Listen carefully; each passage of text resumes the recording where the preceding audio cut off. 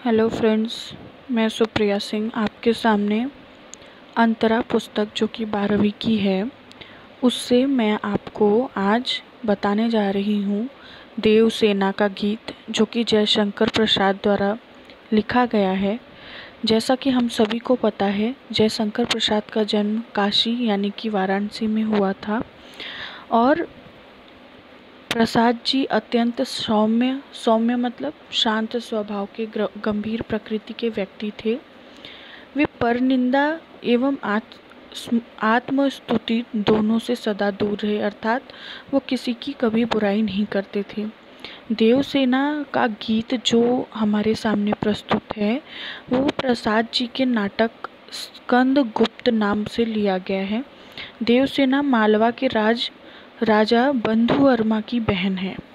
अब हम आगे देखते हैं कि क्या है देवसेना का गीत। अब यहाँ पे हमारे सामने स्कंदगुप्त नाटक से है, जो कि जयशंकर प्रसाद जी ने लिखा है। पाठ का नाम है देवसेना का गीत। अब मैं आपको इसमें एक एक करके 1 2 3 4 5 6 जो दोहे हैं मैं वो आपको एक एक करके समझाऊंगी। तो सबसे पहले हम देखते हैं, एक बार पढ़ लेते हैं। आह वेदना मिली विदाई, मैंने भ्रमवश जीवन संचित मधुकरियों की भीख लुटाई। यानी कि आह मतलब बहुत अंतर मन से बोला गया शब्द आह, वेदना मिली विदाई। यहाँ पे जो शीर्षक दिया गया है वेदना का अर्थ ही है दुख। मिली विदाई मतलब मुझे विदाई में ही दुख मिला है। मैंने भ्रमवश मतलब मुझे अपने जीवन में भ्रम था, भ्रमवश जीवन संचित मधुकरियों की भीख लुटाई। यानी मुझे जो भी भ्रम था उसको मैंने मधुकरियों यानी कि भिक्षा में दे दी, मैंने दान कर दी मेरे जीवन में जो कुछ था।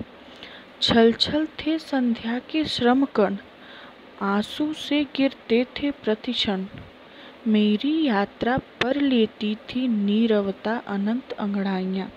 अब यहाँ पे नीरवता मतलब खामोशी। छल छल थे संध्या के श्रमकण यानी संध्या के समय के जो श्रमकण थे वो क्या थे, छल छल थे। और आंसू से गिरते थे प्रतिक्षण मतलब आंसुओं की तरह जो मेरा श्रमकण था, जो मेरी मेहनत थी वो आंसुओं की तरह प्रतिपल गिरते थे।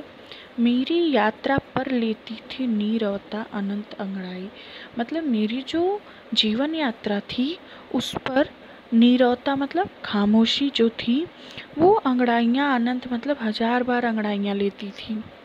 श्रमित स्वप्न की मधुमाया में, गहन विपिन की तरु छाया में, पथिक उन्निध श्रुति के किसने यह विहाग की तान उठाई। यानी श्रमिक जो है वो स्वप्न की मधुमाया में है। गहन विपिन की तरु छाया, विपिन मतलब होता है जंगल, अब वो तरु मतलब वृक्ष, वो गहन मतलब घने जंगल में वृक्ष की छाया में जो पथिक है, उन्निध मतलब होता है नींद से भरा हुआ, और पथिक मतलब जो रास्ते से आ रहा हो। पथिक उन्निध श्रुति में किसने यह विहाग की तान उठाई मतलब विहाग मतलब जो रात में गाना गाया जाता है उसे हम विहाग कहते हैं। तो अब यहाँ पे वापस से हो रहा है कि श्रमित स्वप्न की मधुमाया में, गहन विपिन की तरु छाया में, पथिक उन्निध श्रुति में किसने यह विहाग की तान उठाई मतलब जो पथिक है वो नींद से भरा हुआ है और इस रात्रि में किसने यह तान उठाई है, किसने यह राग छेड़ा है।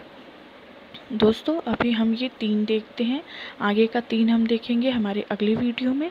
तब तक के लिए आप मेरे साथ बने रहिए और चैनल को सब्सक्राइब कीजिए, like share. Thank you friends.